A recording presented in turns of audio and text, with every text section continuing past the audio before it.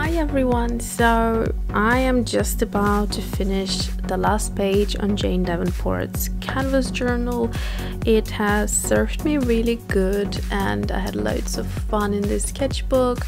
There is a flip through coming after this video, so the next one you will watch is a flip through, and yeah, I'm quite excited. But this page, if you like it, there is a video of the process, and interestingly enough I kind of wasn't certain about it and I actually was hating it at one point, but the more time goes on, the more I actually quite like it. It's very different to my usual style, but I do like it, I have to say. So after thinking about what to do on the last page, because hopefully it won't end up horrendous, that's the last thing you want, is the first and the last pages of your journal to be bad, but the idea that I have is basically creating a face kind of coming out of the side of the page with loads of florals and sort of finishing it on that note. I will not be doing any commentary just because when I'm not entirely sure what I'm doing, and besides it's super hot today, I struggle with commenting, so I'd rather you just watch the process and then at the end we can talk about it a little bit.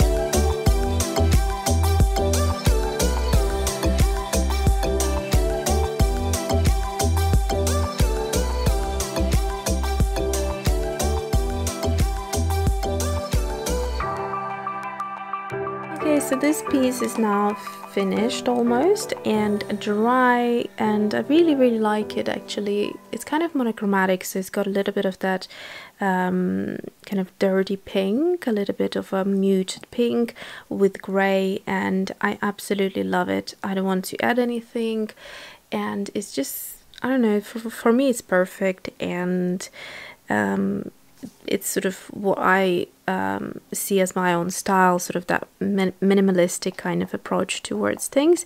So I'm just going to add a little bit of gold. This is the Uniball Gel Pen. Sometimes you have to clean it on a piece of tissue if the if you maybe went over a wet watercolor just before, it can clog it up a little bit, just like any pen. And that's it for the flowers.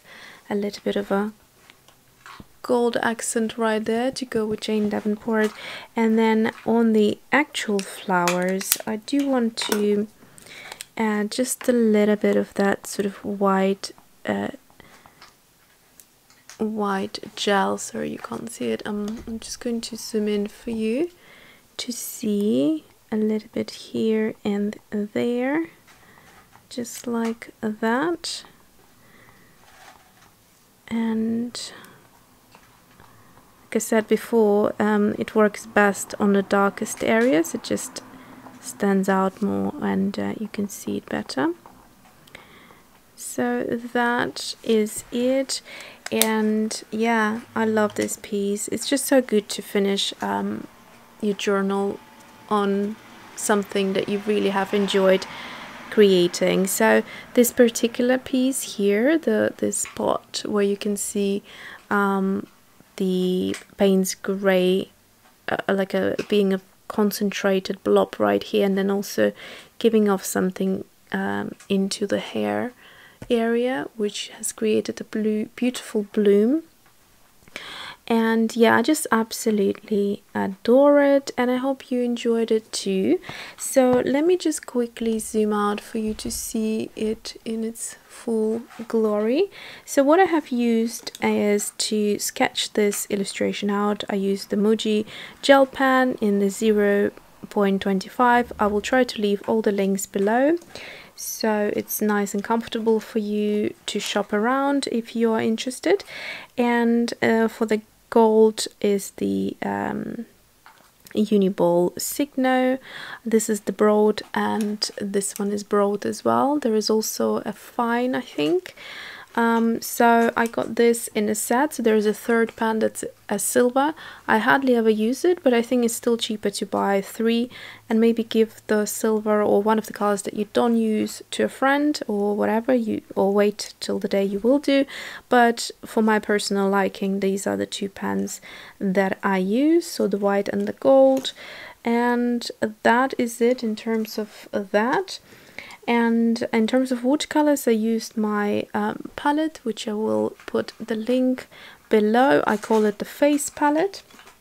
So I put the colors together for this type of illustration. And this is just a quick overview for you what the colors look like. And then the full list of all the colors is will be in the links that I will leave below in the videos. And then this is the candy box, which is the palette that I put together last, and is sort of the summer delicious colors here. So I'm trying to think, did I use anything from here actually? No, so scratch that. I didn't use anything from here. I only used the Rhodonite Genuine and the Payne's Grey from this palette. That's the only 2 colors I've used, quite literally nothing else. So kept it very minimal. And in terms of the brush, in the previous video I told you that the reason I started using this brush is because it's the Silver Black Velvet Round 8. So my go-to brush before this one was the Jackson's Quill brush in 10-0, and I loved it and I still love it, but I left it unfortunately where I was going on a holiday, and so it's there. at my parents' house, so I'll probably use it next year when I go there, but I will repurchase that one. But what I wanted to quickly say about this brush, it's great for happy accidents because it gives you that element of looseness, and it's super fun. So this bit here I created with the fact that this brush holds loads of water in the belly, and it does have a tip, so you can do precision when you need, but it does kind of invite you to be a bit more loose with your illustration, and that totally adds character to it. So for example here, when I went over the line and certain areas where I wasn't too precise, I actually really like this. And yeah, and even here when I totally went out of line, that kind of created like a shade sort of thing, and it's fun to use basically. So yeah, I hope you enjoyed this, and like I said, the next video will be the flip through, so hopefully you will enjoy that too. See you soon.